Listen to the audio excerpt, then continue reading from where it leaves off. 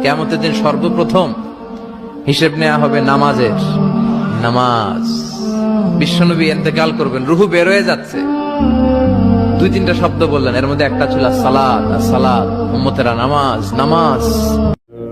দেখেন, আল্লাহ পাক হেদায়েত এবং বুঝ সবাইকে দিবেন না। আল্লাহ যে আপনাকে কথাগুলো শোনার তৌফিক দিচ্ছেন, বোঝার তৌফিক দিয়েছেন, আপনার কান পর্যন্ত পৌঁছে দিয়েছেন, আপনি সৌভাগ্যবান।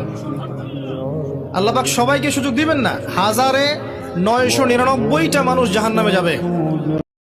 রাসূল বলেছেন, যে হিংসা করে, হিংসা তার নেক আমলগুলোকে খেয়ে ফেলে, ঠিক যেমন করে আগুন কাঠকে খেয়ে ফেলে, ঠিক এইভাবে নেক আমলকে হিংসা খেয়ে ফেলে। তাই হিংসা থেকে দূরে থাকবে। নামাজ আপনাকে যে কোনো পাপ থেকে বাঁচাবে ইনশাআল্লাহ। ভাই জেনা করছেন, নামাজ পড়েন। পর্নোগ্রাফি দেখেছেন, তাও তওবা করে নামাজ পড়েন। আপনি হারাম অ্যাফেয়ার্সে আছেন, হতাশ হয়েন না, নামাজ পড়েন। গোনা ছাড়তে পারছেন না, নামাজ পড়েন। সুদ খাচ্ছেন, নামাজ পড়েন। বেপরদা চলছেন, তাও নামাজ পড়েন। আপনি অন্যের হক নষ্ট করেছেন, তাও নামাজ পড়েন। যে পাপই করেছেন, নামাজটা পড়েন। নামাজ আপনাকে সমস্ত পাপ থেকে বাঁচিয়ে রাখবে ইনশাআল্লাহ। ইনশাআল্লাহ আস্তে আস্তে ইনশাআল্লাহ দেখবেন সব পাপ থেকে আপনি দূরে চলে আসছেন ইনশাআল্লাহ তাআলা। প্রত্যেক ফরজ সালাতের পরে যে ব্যক্তি আয়াতুল কুরসি তেলাওয়াত করবে, নবী করিম সাল্লাল্লাহু আলাইহি ওয়াসাল্লাম বলেছেন, সেই ব্যক্তির জান্নাতে যাওয়ার জন্য শুধু এতটুকু বাধা, সেটা হলো তার মউত।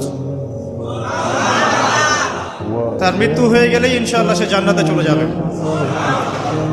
গোটা বিশ্বের সবগুলো আল্লাহর ওলি যদি একটা গ্লাসের পানিতে ফু দেয়, আর আপনার মা যদি আপনার মাথার মধ্যে হাত বুলিয়ে দেয়, আপনার মা যদি আপনার বুকে একটা ফু দিয়ে দেয়, সব পীর সাহেব একদিকে, মায়ের দোয়া আরেকদিকে, মায়ের দোয়া মুহূর্তে আবার আল্লাহর আরশে পৌঁছে যাবে।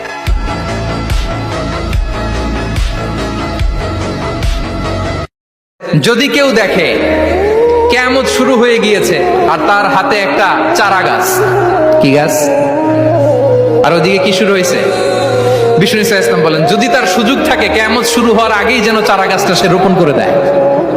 তার মানে থামার জন্য এই পৃথিবীতে আমরা আসি নাই। আমরা পৃথিবীতে এসেছি এই পৃথিবীকে আবাদ করার জন্য, এই পৃথিবীটা লিড করার জন্য, এই পৃথিবীতে শুধু সামনে ছোটার জন্য মুসলমানদের আগমন হয়েছে। চিল্লায় বলেন ঠিক কিনা?